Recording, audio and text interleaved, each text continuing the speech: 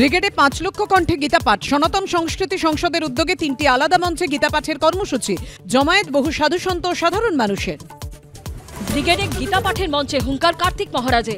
বাংলার ঘোরতর দুর্দিনে বাংলা মা কাঁদছে, ওরা জেগে ওঠ।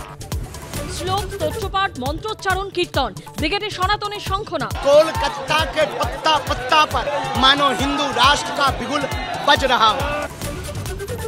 ঘোষণা করেও পিছু হটলেন হুমায়ুন কবির। বিধায়ক পদ থেকে ইস্তফা দিচ্ছেন না।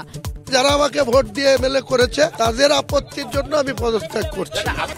বউবাজারে ফের বাড়ি বিপর্যয়। ১৬০ নম্বর বিবি গাঙ্গুলি স্ট্রিটে ভেঙে পড়ল ছাদের একাংশ, আহত এক। মেট্রোর কাজের জের, দাবি স্থানীয়দের। মেরামতির আশ্বাস মেট্রো কর্তৃপক্ষের। পলাশ মুচ্ছলের সঙ্গে বিয়ে ভাঙলেন স্মৃতি মান্ধানা। সোশ্যাল মিডিয়ায় ঘোষণা বিশ্বজয়ী ক্রিকেটারের। একই বার্তা সুরকার পলাশেরও। গুজবে কান্না দেওয়ার আর্জি। কি নিয়ে সরগরম হীরক রাজ্য, কি বলছেন হীরক রাজ ও তার সভাসদরা? দেখুন হীরক রাজার দরবারে রাত 10:30টায়।